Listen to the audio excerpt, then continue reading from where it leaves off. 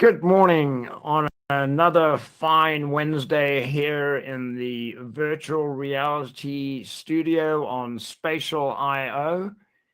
We're coming to you live, and just a reminder before I get into the topic that we do also have a YouTube channel where you can watch previous broadcasts that we put on, and we're working very hard on providing additional content. Today, we have some exciting stuff for you as we continue to explore AI. We're going to be talking about a variety of topics, and I think it's going to be an exciting chat. So, we're going to be continuing to talk about the future of AI, Google's AI agents, new research paper that came out that predicts that behavior will be like Borg from Star Trek. And I'm interested to hear what Chris is going to say more on that. And basically, an enlightening show. So be sure to join us every second Wednesday. We're here live in Spatial IO. And as I say, be sure to check out our YouTube channel at Virtual Film Company. With that, I'm going to hand it over to you, Chris. Thank you. Right. Hello, everyone. Thanks, John. You're absolutely correct. That will be a very interesting show, I hope, and I'm quite sure about that. Well, we have also some news items, short things. Yes, the AI agents are coming, and Google already provided us with some interesting ideas about that. They showed that on their conference about Google Cloud. But also, there's a lot more happening in the world of AI, and we just can give you some stuff that we think is interesting and funny or whatever. And a new service that is on now and that is hugely recognized by people and used already, that's an audio generative tool. We know that already. We talked about that. This one is really cool, has great quality. So now I can switch to the presentation and we will talk about UDIO, UDIO, audio, audio, however you want to pronounce that. Well, we already talked about making music, and we all did some small music pieces already ourselves, and that was quite fun. UDIO, I just pronounce it like that now, is really, really cool in quality, I have to say. And a lot of people already tried it, and they really did some very, very funny music pieces. I want to play back one thing for the beginning here. Um, well, I guess that a lot of people saw the movie Dune because it's quite famous at the moment, and someone thought like, hey, it would be a nice idea to take UDIO and make a broadcast musical about the main character of Dune, Paul Oh, awesome. Atreides, say, right? So now here's a 30-second part of this. How would the broadcast musical of Dune would sound? And if you haven't The seen greatest Dune leader yet, we've go ever see it. seen. They say that he's a listen out naive. Eyes bright blue and hair jet black. You should see him ride on a sandworm's back. Lead us to victory, Yusuf Muad'Dib. Oh, we love you, Paul Atreides. The man who's gonna set the Fremen free. Right. Yeah. Oh my goodness. Well, if you like Broadways and musicals, you would like that. I mean, for me, it was like, I don't know. There is a market for that musical type, but it did have some fun in it, and I could see the fun and humor of it. I always think it's like almost like a teenage girl whenever I hear that type of musical. It's like a high school musical.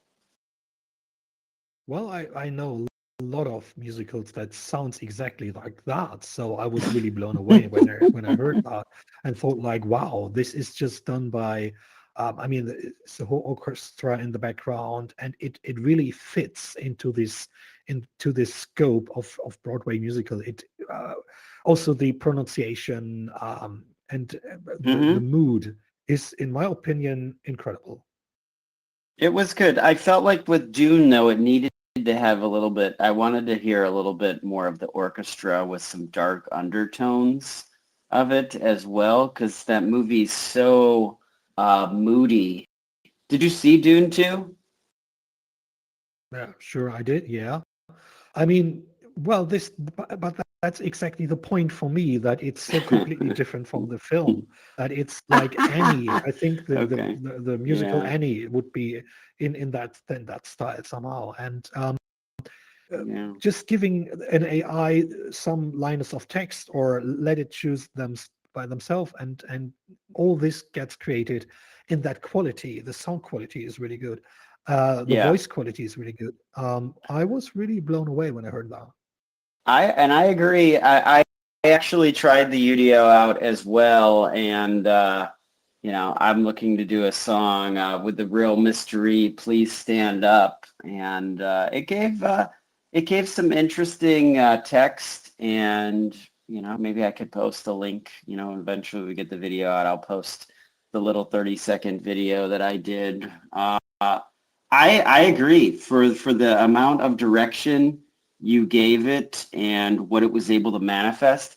I mean, anybody who's a musician at this point, uh, if you're not incorporating these technologies, I mean, even brainstorming, coming up with ideas and listening to sounds, having this assistant just reimagining things, even putting lyrics that you've made in this thing. I mean, what do they say? Like the kids nowadays, like there's so many tools at your fingertips that, years ago you had to work so hard to create this art. And it's right there for you. Mind blowing. I'm glad you brought this to us. We know it's in beta, but music production is really Yeah, evolving so for sure. quickly. So that's Yeah. that's my 2 cents from mystery. So, John, did you try this yourself? Did you listen to some of those songs? Yeah, no, I've tried it and various other products out there, and I've been, very impressed, not being a musical person myself, but, have been able to create a couple of songs that sound reasonable. But like, all of these technologies, I think, one just needs to continue to see how they evolve. We talk about, or Mystery talked about musicians, not incorporating this technology into what they're doing. I think, ultimately musicians may go the same way as artists, unfortunately. We are seeing, for example, the translation industry, right, has really, and nobody talks about these things. They're, for some reason, it's the artists and writers that have been all affected by AI, but more and more translators are finding it harder and harder to get a job because translation can be now done by AI. So, yeah, I mean, I think it's cool. I would Hmm. also question the copyright issues that arise out of doing something that Right. is related to a copyrighted work. I find myself wondering if there's enough parody in there to get past the law, but I'm all for original stuff. I really am. And, as much as someone might like Star Trek or Dune or whatever, I would much rather see something totally original, another Cats or another Evita or, something like that. So thank you, Right. Chris. You're right.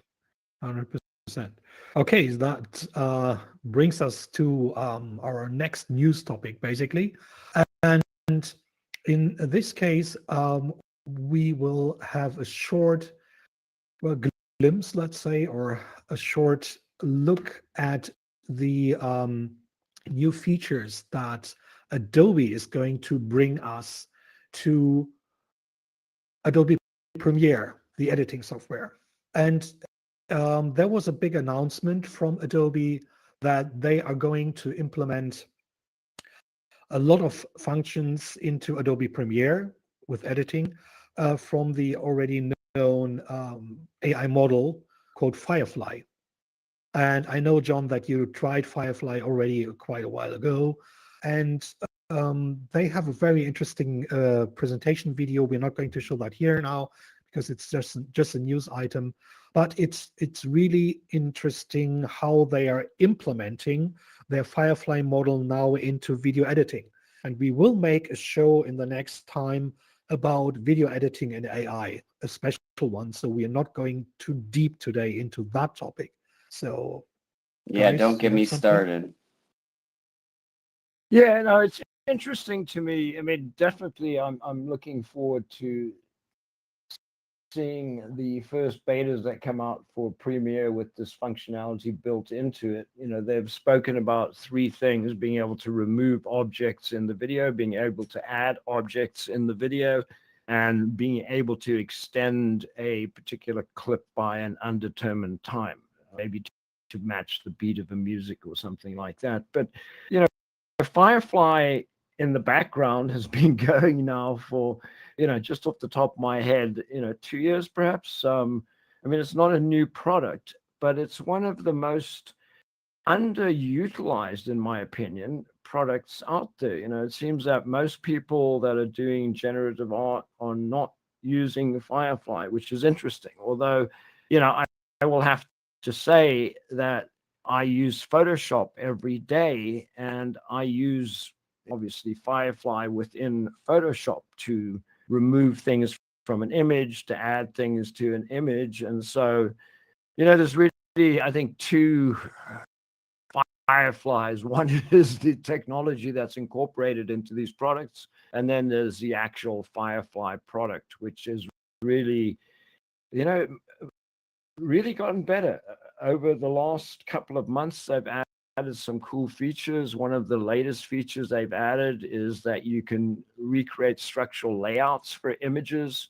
So it takes the, you know, guesswork, trial and error of having to write the perfect prompt out of the equation. They're doing a lot of community building. It's, you know, again, as I say, I mean, I'm surprised because there are so many Adobe users out there. You know, perhaps people that use Adobe primarily are professionals, and, you know, so are not amongst. I would say I'm guilty of it. You know, I use I'll go and I'll load up Photoshop, do some minor stuff. I do use Premiere to edit with, and I just have not, I'm yet to jump in and test out the Firefly. So it sounds cool. And I think it's just a matter of even like Lightroom and all of these programs that it has, like, I don't know. I feel like that's how they build the value in these different things is not everyone's using the tools. They're tracking all the data. How many people are using the whole full suite of Adobe? I think very, very few. And they know, you know, some people are just using Photoshop. So I'm guilty of that. I actually need to go in and find a way that, you know, I can utilize this thing to edit better. That's Right. a good point. A good point. Go ahead, Chris. And we will probably talk about that more in detail in the future, but we have to come to our third news item, basically. And that has to do with our friends from Google. And they had a little conference about their Google Cloud platform, the products that are connected with them and what they can provide with it, and so on and so on and so on. Very interesting stuff. And sure, one of the big topics was AI. So they, well, introduced agents, what we call AI agents, right? Functionalities where you can configure your own AI, basically to use that with so many different products that Google already has out there. Like you can use that with Google Docs or also Google Drive. And they have a new service now called Google Vids. So you can create videos, but it's not like video creation for like Sora, for example, from OpenAI. No. This is more a video creation like I'm having presentation videos where you can create with AI something like a PowerPoint presentation on steroids, right? So it will make a much more interesting presentation for you, for your business or whatever kind of website, I don't know, in the end. So the big thing here is that those agents will be anywhere in those Google products in the end. And well, some people did already compare those agents with the GPTs from OpenAI, and they said basically what they did is they put it GPTs that you can create by yourself, right? Into all their products. So I don't know, John, you created a lot of GPTs. What do you think about that? Yeah, no, I mean, that's what I first thought about when I heard about this. And, unfortunately, I had to make a decision as to what, LLM I was going to pay for. And, Microsoft has been bugging me to upgrade my account. Google gave me 2 free months of Gemini, which I believe you need to work Google Vids with. And, I made the decision to stick with OpenAI simply because I've created, 440 odd GPTs right now. And, the advantage, I think, of Google, though, I mean, sort of is that the connectivity that you have with everything, like Google Docs and, as you said, Google Drive, and the ability to utilize Google's own products. While OpenAI can do some of those things, it's not as tightly integrated as this. So, but it's becoming so hard, Chris, in terms of who does one support, particularly if one has unlimited funds. It's easy. Okay, you can have plans with all of these people, but that can amount to quite a bit of money every month. So it's a quandary I think I'm going through, and probably other people are going through too, which service to pay for. And exactly that's where I think that the big players like Google and Microsoft are having this big advantage in comparison to OpenAI. Okay, OpenAI is bounded with Microsoft, but anyways, but Google is now putting this into their services. So people that are using Google services for a long time already in their business, they showed that on these examples on their conference very well, how you can implement it into your tools where people are ordering something from your market or whatever. It's incredible. And just for the fact that a lot of people are using Google products for a long time now, and now additionally they have those AI functionalities, will make them adopt it in a very, very short amount of time. When people see, oh, I can do this now with one prompt, instead of setting up 20 what kind of documents or spreadsheets or whatever, the AI will do all that stuff for me. It reminds me a little bit like what people thought when the spreadsheet was started, when computers were able to do spreadsheets, and people that did calculations all the time, calculate how the price change of a product in their marketplace would change the whole income and what else would happen there. And then they had a spreadsheet. They just could type in a new number and all the other numbers would be recalculated. And people thought like, wow, this is a leap forward. I think we will see the same thing again here by the AI that will do so many things that you had to do by hand before. And now you can give in a prompt and say, do this and that for me, and find all the numbers and put them together. I think this will be a big thing for the future that will be adopted quite fast. Yeah, no, definitely. I mean, an extension to robotics, where the prediction was that anything that could be repeated consistently and result in an end product would be taken over by robots. And I think here we are. It's been taken over by AI, which The agents. Yes. Can I really quickly, I did watch the presentation of Google with the agents. To me, it was very interesting to see how this huge brand is presenting itself, considering some people who are just very much ingrained in Google aren't really aware of all the other things going out, and they're like blown away by what Google is doing. I don't know. I mean, I'm kind of concerned and worried for it. It was like, I feel like almost what they're doing or attempting to do, it all leads back to these Google ads and people doing advertising with Google. I used to do advertising with Google, and I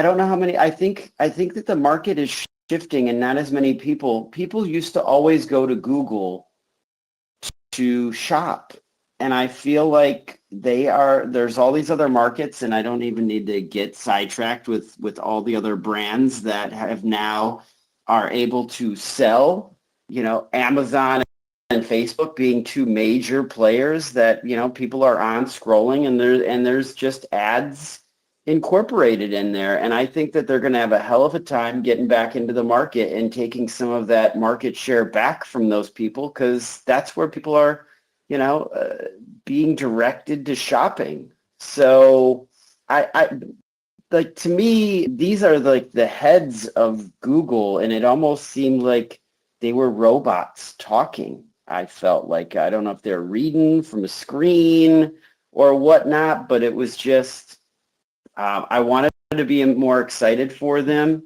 than I was. I don't know if they're just following the path that everybody else is doing, but I was waiting for, I don't know, man. I think that they are in an interesting spot because they just keep moving and trying to do these different things. And I don't know. I as a customer, I'm hesitant about going back to them and spending money with advertising, because they literally would just burn up all my money and really were not targeting the people that I was looking for customers. And I've talked to other people, and there's people with clicks. They're just clicking on stuff to just spend people's money up. And to me, there's that's almost criminal activity there. I don't know.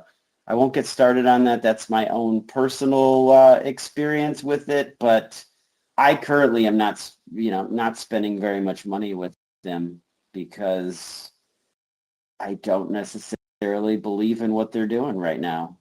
But I hope they can turn it around and really get back to a place of integrity.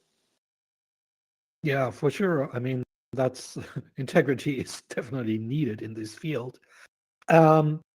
But I think that this idea, this discussion about agents, is leading us to our, let's say, main topic today.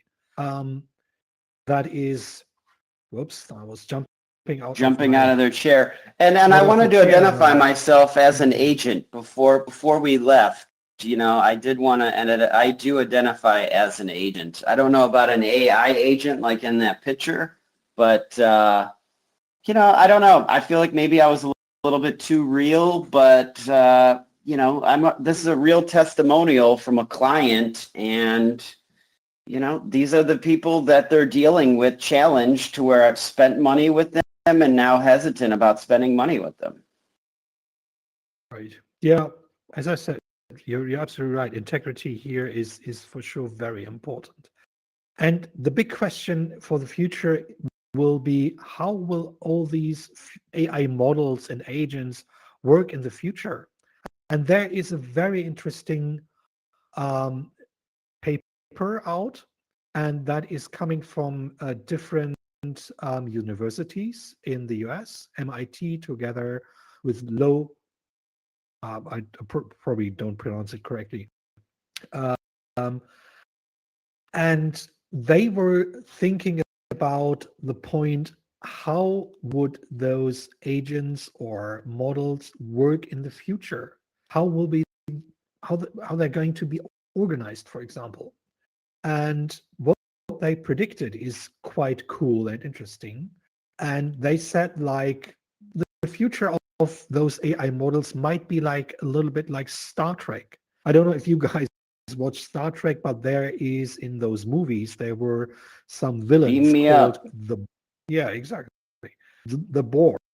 And the Borg were the bad guys, and those bad guys are something like a very high organized organism out of millions of single entities. So there was no personality anymore for all these drones. They were all interconnected in one giant, let's say, brain. And this paper that I found here is saying more or less the same about AI. Like, AI will be like the Borg, but in a positive way. So what they said, and that makes sense definitely, is that at the moment when we see this market, we have big companies like OpenAI, like Google, and so on, and they're training their models with a lot of energy and a lot of technology in the end, right? That costs a lot of money for all these models, and then those models are working for those companies, for Google, for OpenAI, or Microsoft, whatever, and they're all independent from each other. They're doing more or less the same, but they are all independent. And those researchers said that doesn't make really sense. When we think about humanity and how humanity started to thrive in the end, it is the communication that made it happen. So everyone was communicating with the others and learning from each other. And they said, this is the future for the AI models. They should be open, they should be interconnected, and instead of putting a lot of energy on one, spread all this energy, make some experts, and they can, expert models or whatever agents, and they can interconnect. So that is, in my opinion, a very good approach. Yeah, every time I hear you say models, I think that a runway is going to appear and we're going to see some things strutting out on it. And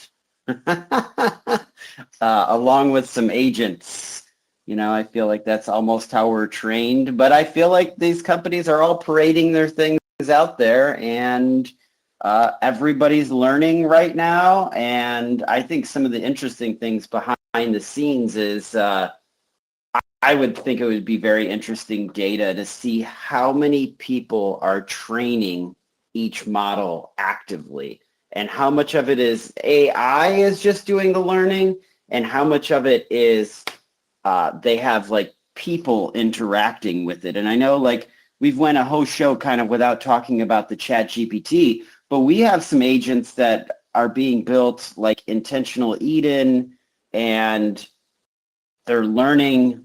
There's a lot of them that were created. How many people are using these things to train and really evolve right now? I think that it's very interesting what's transpiring. For sure it is. So I've got a question for John here, because I know that you're also always thinking about these future technologies.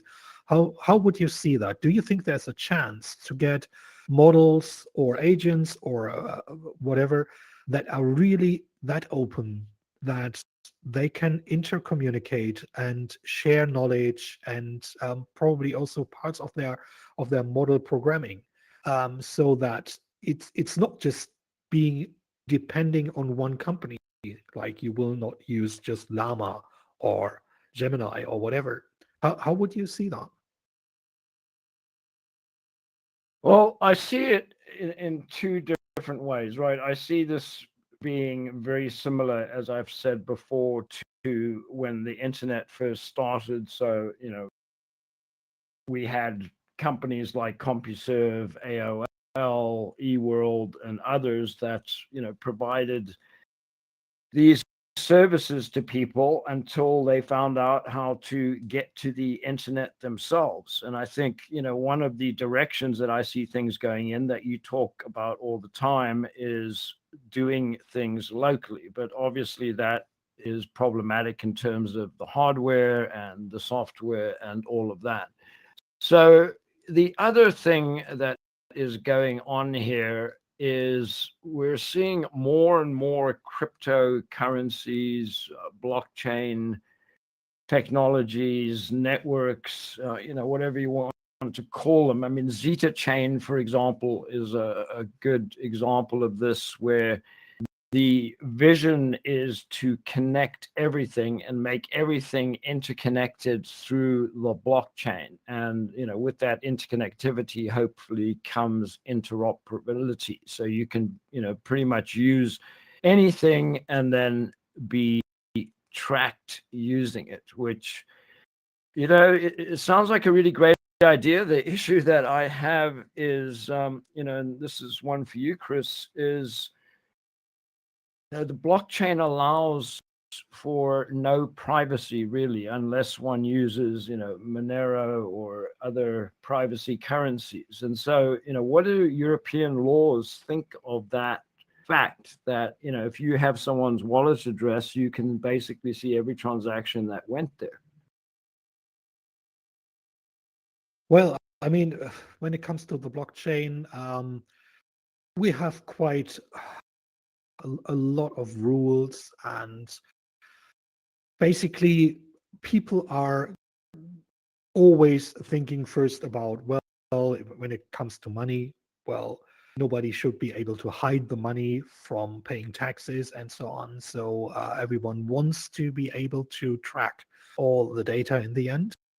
On the other hand, we have big privacy laws and regulations here with GDPR and stuff like that. So it's always a one hand and the other hand, right? Left and right. It's a big topic for sure. And I don't know if that will be the perfect road, especially when we think back to AI. It's the big question. I could imagine that an organization on a blockchain, like an AI blockchain, where models are going to be managed, let's say, right? And then you have the big community overseeing all these interconnections and where the data is coming from and what data was needed. That would be interesting to have.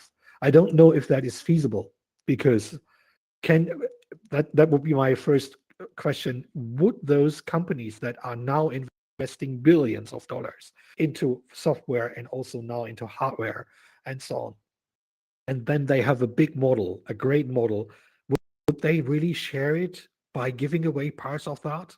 Well, we see that, for example, Gemini, there is the Gemma model, and the Gemma model is the open source model of Gemini, basically from Google, and everyone can download it and run it on your own computer. It's cool, but sure, it's much smaller.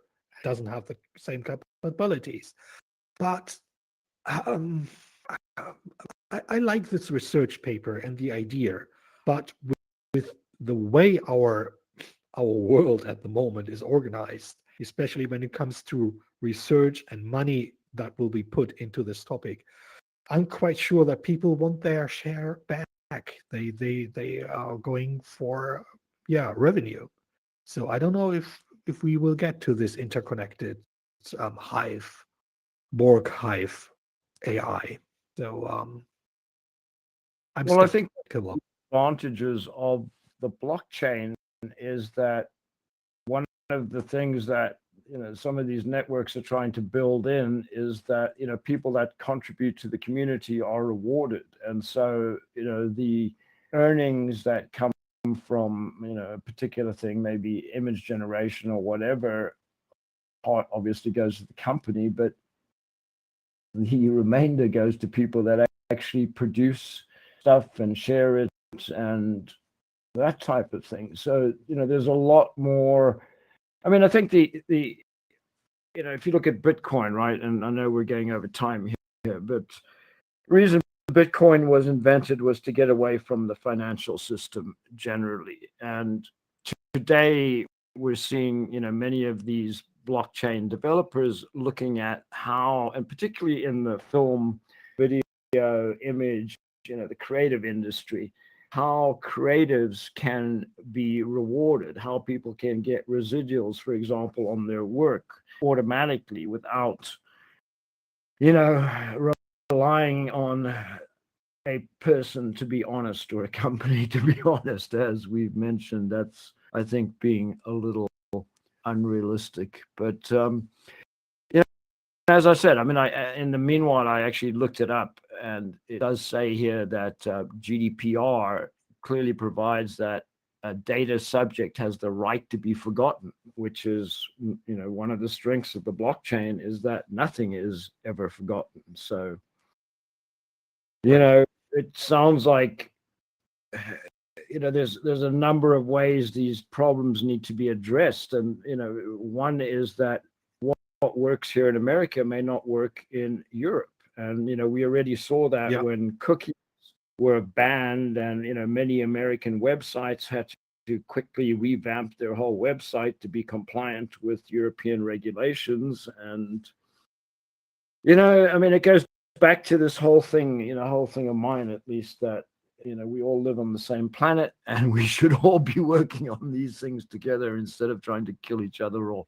And I will end with that. And Well, the one thing I want to say with that is, in closure to they're all killing each other off. I mean, I feel like the stakes could not be higher and more divided in all of these people going to battle. Going back around to the way Google responded when I watched their thing, it's like they're trying to figure things out because, they don't have these people scrolling. So they're trying to figure out how to get people there and utilizing their service. So I don't know. It seemed like they're in a bit of panic mode, but I think all of these people are going to battle right now. They are seriously going to battle for the future. Right, battle for the future. I think we will With the and- with the AI agents. Deploy the agents. Right. Okay, so that's it for this week's show. And I think that was a really interesting discussion. So, John? good. Being a definitely, as you say, Chris, an interesting show. I think we covered a lot more than we planned to cover, but the discussion was interesting, and we went a little bit over time. We are trying to get this show down to, what was it? Well, we'll talk about that later. So again, thank you for watching, and to see previous editions or broadcasts, please check out at Virtual Film Company on YouTube, and we will be posting a version of this later on in the next day or so too. But you can see the streamed version and previous streamed versions. We're always looking for people to join us, to help us out.